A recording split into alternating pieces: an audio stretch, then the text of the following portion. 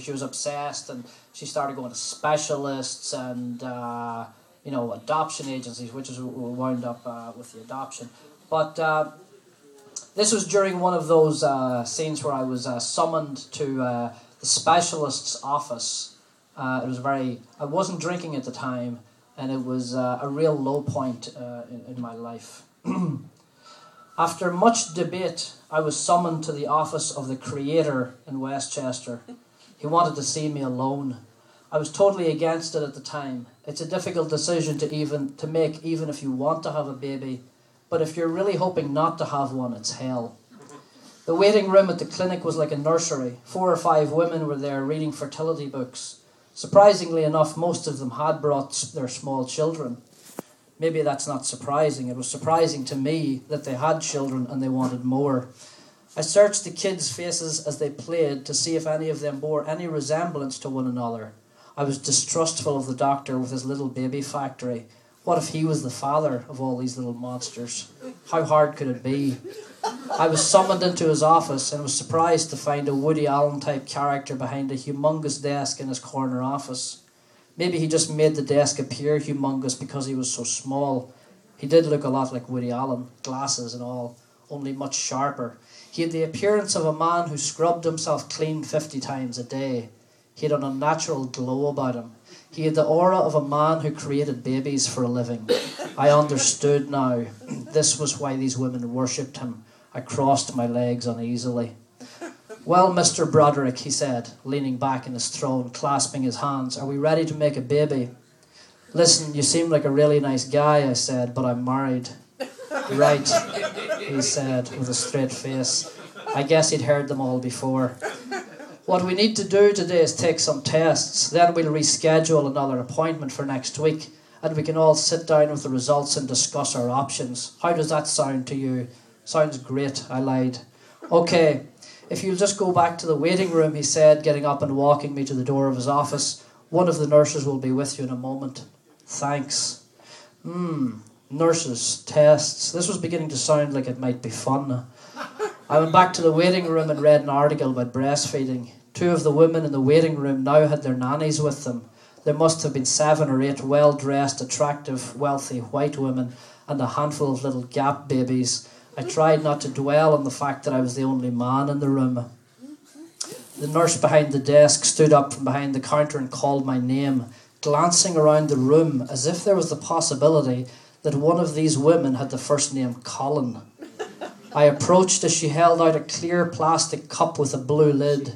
Here you go, she said. Now I understood. She was just trying to attract everybody's attention. I'm going to need a sample of your sperm. You can just bring it back to me when you're finished. When I'm finished? Yes, you can use the bathroom here on the right. There should be a magazine in there if you need some help. I see. I wanted to ask her if maybe she could speak up a little, as I was quite sure there had to be a few women in Staten Island who hadn't quite caught all that. I took a quick look around the room full of ladies. It was obvious that everyone had heard, but they were polite enough not to stare. The door to the bathroom was just to the right of the receptionist's workstation, just as she'd said. Nice, discreet. I sauntered on in as casually as I could manage and locked the door behind me. I set the plastic cup on the sink and sat down on the toilet. I could still hear the women talking in the waiting room. Their conversation seemed forced now, a little louder even, as if they were trying to cover for me. They were sitting less than 10 feet away, and now I was supposed to jack off into a cup and then go back out there and hand my man juice to the nurse in front of everybody.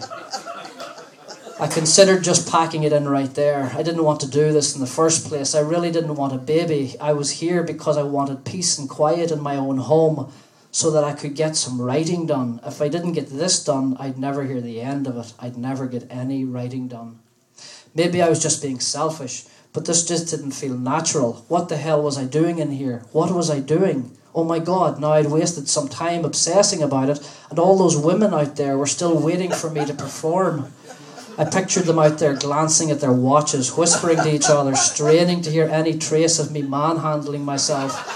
I'd really gotten myself into it this time. I had to get busy. Sure enough, there on the shelf above the toilet was a magazine.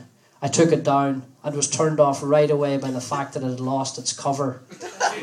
This was not going to be easy.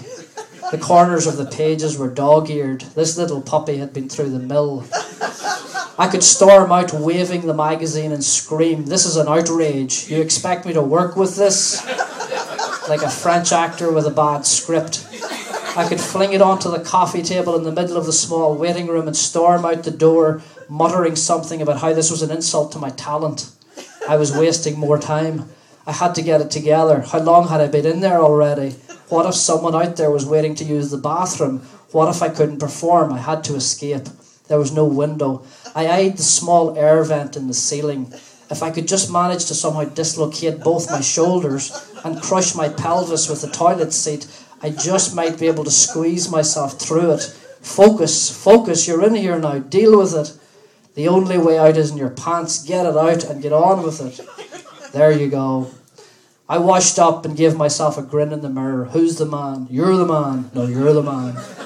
I waltzed out with my little cup. I was James Bond twirling a martini glass, shaken, not stirred. All the ladies seemed more relaxed. We'd done it. Was it good for you, ladies? I handed Miss Moneypenny the cup. She seemed happy with my work. I suppressed the smile as she handed me a card with my mission for next week. Did she just flutter her eyelashes? I felt like maybe we should all have a cigarette or something before I left.